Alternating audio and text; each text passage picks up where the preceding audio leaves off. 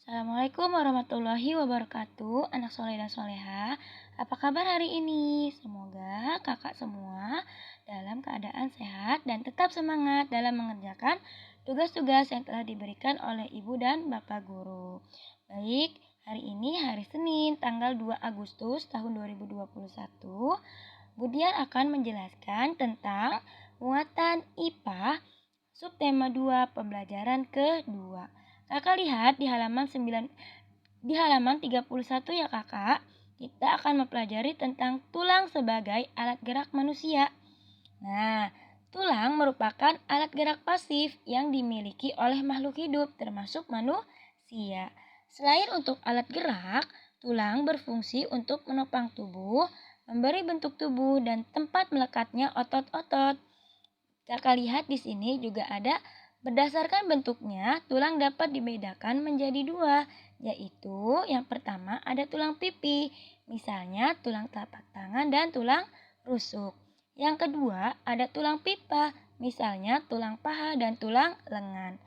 Dan juga ada berdasarkan zat penyusunnya, tulang dibedakan menjadi dua, yaitu yang pertama tulang rawan, misalnya tulang telinga. Yang kedua ada tulang keras, misalnya tulang tengkorak. Baik, kakak lihat di halaman 32 ya.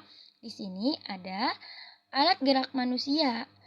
Alat gerak manusia berupa lengan dan kaki tersusun dari tulang-tulang. Nah, kakak perhatikan ya gambarnya. Di sini ada tulang lengan yang terdiri dari tulang lengan atas, tulang hasta, tulang pengumpil, tulang telapak tangan, tulang pergelangan tangan, dan tulang jari tangan. Itu termasuk dari tulang lengan. Dan di sini juga ada tulang kaki yang terdiri dari tulang panggul, tulang paha, tulang betis, tulang tempurung kaki, tulang kering, tulang telapak kaki, tulang pergelangan kaki, dan tulang jari kaki. Dan di sini Budiar juga akan menjelaskan tentang tulang hasta. Apa sih itu kakak tulang hasta? Ya, tulang hasta adalah tulang yang terletak pada bagian lengan bawah yang menyambungkan anggota siku dengan tangan di anggota ibu jari. Sedangkan tulang pengumpil adalah tulang lengan bawah yang menyambungkan bagian siku dengan tangan di sisi ibu jari. Dan di sini Budiar juga akan menjelaskan tentang perbedaan tulang betis dengan tulang kering. Perbedaan tulang betis dengan tulang kering adalah tulang kering memiliki ukuran yang lebih besar dibandingkan dengan tulang betis. Dan tulang kering yang besar lebih kokoh dan kuat dari tulang betis. Dan di sini juga Budiar akan menjelaskan tentang bentuk tulang paha, yaitu berbentuk tulang pipa. Tulang yang memiliki bentuk yang sama dengan tulang paha yaitu ada tulang lengan atas, tulang hasta, tulang pengumpil, tulang betis, tulang kering, dan tulang jari kaki dan tangan bagian tengah. Baik, selanjutnya kakak lihat di Ayo Berlatih halaman 32 ya. Kakak kerjakan hanya nomor 2 saja ya, yang A, B, C, dan D. Nah, selanjutnya setelah kita belajar tentang IPA, kita akan mempelajari tentang SBDP, yaitu tentang gambar cerita pada cover. Nah, apa sih itu kakak cover itu? Cover atau sampul buku merupakan gambaran dari keseluruhan isi buku. Jadi, gambar cerita pada cover harus mewakili isi buku. Jadi, cover adalah bagian terluar dari sebuah buku yang terdiri dari 3 sisi, yaitu sisi depan, belakang, dan punggung cover.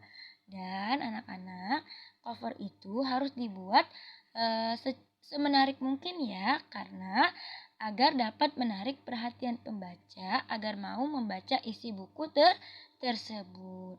Dan untuk itu, cover buku harus memenuhi unsur-unsurnya, yaitu yang pertama, jenis huruf pada judul menarik. Yang kedua, kalimat penjelas judul singkat dan mudah dipahami. Yang ketiga, nama penulis. Yang keempat, identitas penerbit. Yang kelima, gambar yang menarik dan sesuai isi. Yang keenam, sinopsis isi buku dan pada cover belakang. Yang ketujuh, identitas buku pada punggung buku.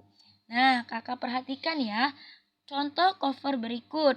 Di sini ada buku pena kelas 4A ya, yang terdiri dari nama penulis, ada kalimat penjelas judul, ada judul bukunya yaitu Bu Pena, dan ada gambar covernya ya. Anak sedang pergi ke sekolah menaiki sepeda, dan ada identitas penerbit ya. Identitas penerbit itu biasanya ada alamatnya. Dan di sini juga ada nama penerbit ya. Penerbitnya yaitu Erlangga. Dan juga di sini ada cover belakang. Kakak lihat ya cover bagian belakangnya, dan ada punggungnya. Cover bagian punggung biasanya terdiri dari identitas buku ya. Biasanya ada nama penulis, nama penerbit ya, Kakak. Nah, di sini juga Kakak lihat ada cover bagian depan. Baik, selanjutnya Kakak buka di halaman 34 ya. Nah, di sini juga ada apa yang dimaksud dengan punggung buku. Punggung buku adalah bagian yang terdapat di samping antara cover belakang dan cover depan pada buku ya. Nah, bagian apa saja yang terdapat pada punggung buku tersebut?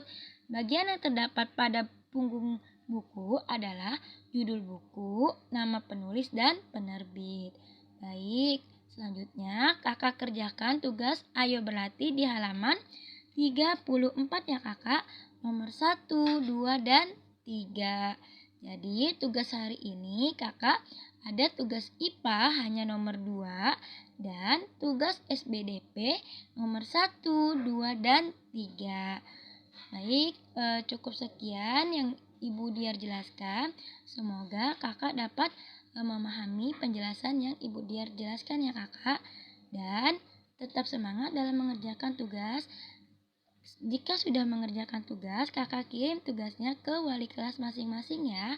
Cukup sekian dari Ibu. Wabillahi taufik wal hidayah. Wassalamualaikum warahmatullahi wabarakatuh.